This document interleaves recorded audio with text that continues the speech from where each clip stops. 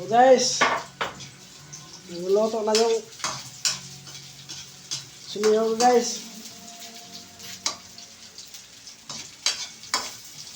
So guys, Ayan.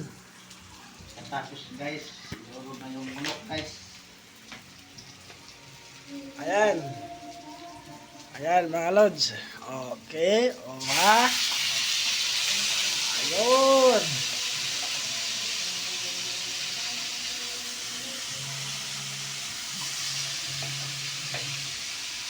So guys, nakamarinate yung manok guys.